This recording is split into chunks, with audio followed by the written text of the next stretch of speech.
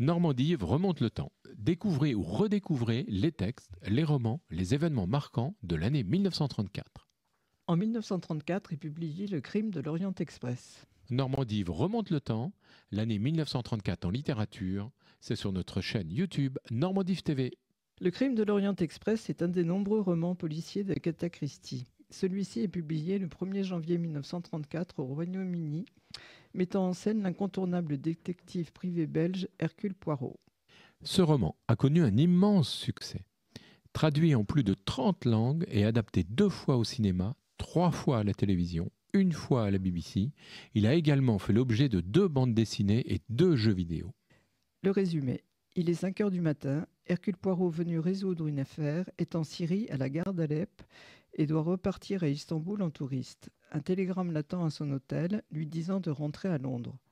Il achète un billet pour l'Orient Express et déjeune au restaurant où il reconnaît son ami M. Book, l'un des directeurs de la Compagnie internationale des wagons-lits qu'ils doivent emprunter. Dans ce train, bloqué à cause d'un blizzard survenu sur le territoire de ce qui était alors la Yougoslavie, un riche Américain est tué au milieu de la nuit. La victime est Samuel Ratchet, très antipathique homme d'affaires, occupant la couchette numéro 2 en première classe. Hercule Poirot examine le corps avec l'aide du docteur Constantine. Ratchet a été tué de 12 coups de couteau. Il a été frappé par un droitier et par un gaucher. Poirot découvre vite que la véritable identité de M. Ratchet est Cassetti, connu comme ayant dirigé la bande qui avait enlevé la petite Daisy Armstrong et exigé une rançon de 200 000 $. Le cadavre de la petite fille fut retrouvé après le paiement de la rançon. Traumatisée, la mère de Daisy mourut en accouchant d'un 2e enfant et son mari, désespéré, se tira une balle dans la tête. Cet enlèvement est inspiré de la triste affaire du kidnapping de l'enfant de Charles Lindbergh le 1er mars 1932, soit 2 ans avant la publication du roman. Hercule Poirot, son ami M. Book et le docteur Constantine, médecin grec du wagon d'Athènes, interrogent les passagers du train. 14 personnes occupent la voiture Istanbul-Calais. Les suspects sont Hector McQueen, secrétaire américain, et Edward Masterman, valet de chambre anglais, tous deux au service de Ratchet.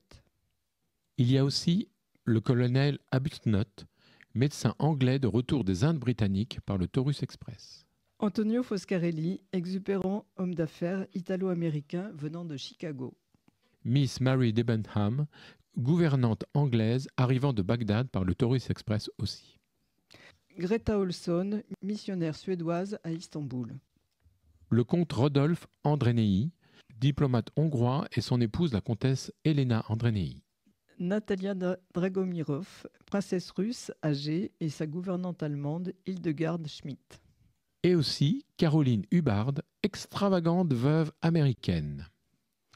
Cyrus B. Hartman, détective new-yorkais se faisant passer pour un vendeur texan de rubans de machine à écrire.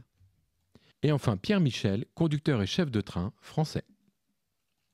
Naturellement, Hercule Poirot élucide le crime. Tous les suspects, liés de près ou de loin à la famille Armstrong, ont porté un coup de couteau pour venger l'assassinat de la petite Daisy.